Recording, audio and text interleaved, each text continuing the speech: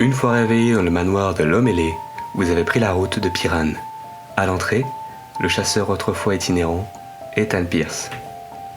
Dévoué à la ville, encombré d'une conscience et d'un cœur noble. Plus tard, au port, vous avez surpris sa conversation avec la poissonnière.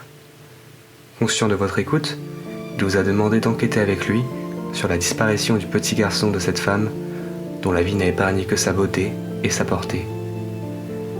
Votre investigation vous a conduit dans les égouts, dans lesquels des rats, ainsi qu'une créature fantastique, ont tenté de vous dévorer. À l'issue du combat, non loin de la sortie, un signe bien étrange a attiré votre attention. Votre décision fut de le brûler, ainsi que les corps qui obstruèrent l'écoulement des égouts. De l'autre côté des égouts, Edmund Tison, le fossoyeur. Il vous fait part d'une scène particulière à l'église, la soirée qui précéda la nuit de votre enlèvement. Selon ses dires, vous étiez éveillé et accompagné du père Marc. De charré dans Scylla, vous avez découvert par la force qu'Edmund nourrissait la chose se trouvant dans les égouts afin d'éviter de fâcheux incidents comme la mort d'un enfant voquant près des eaux usées. Vous avez choisi d'en informer la garde et il est maintenant détenu par celle-ci.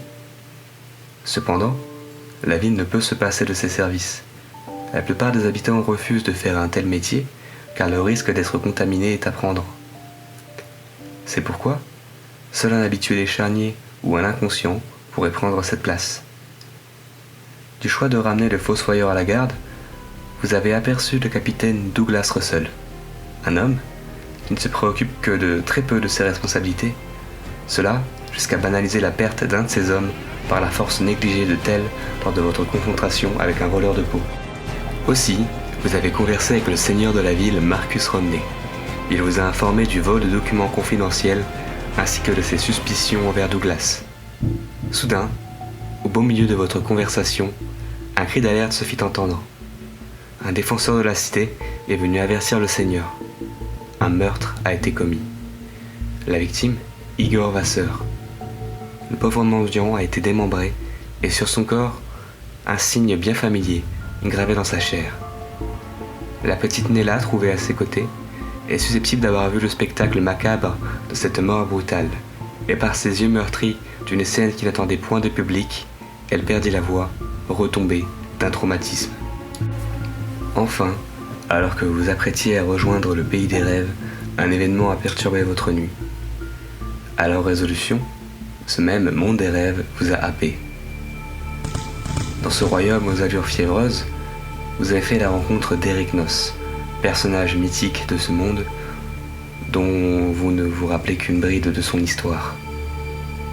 Il vous a convié à l'aider pour le ramener en Ozarie et pour ce faire, oxyre sa descendance et lui faire subir un sort d'une vive cruauté. Seule indication, vous retrouvez la trace du rejeton de noces, la tour de l'aube. Au lever du soleil, Mord Frigos, marchand itinérant, fit beaucoup de bruit au sujet d'un remède à tous les maux. Il nomme ce remède les fioles d'Éden. Sous les yeux ébahis de la populace, il parvint à prouver ses dires, mais, n'ayant qu'un échantillon, et le vendant au prix exorbitant de 3000 pièces d'or, seule une personne a pu en bénéficier. Pour l'éphémérité du moment retombé, la ville marchand vous a proposé une missive, celle de récupérer les fioles à son fournisseur, aux vestiges du village de Lécure. Plus tard, vous vous rendez à l'église, à l'instar de la population, et apprenez la disparition de Belle Misée. Les indices concordent vers le lieu qui lui ont pris son père autrefois, les Tréfonds. Ne risquant pas de danger plus grand que vous ne serez capable d'affronter seul, vous avez décidé de rester ensemble pour le moment. Puis, d'une décision non unanime, la suite de votre odyssée, la tour de l'aube.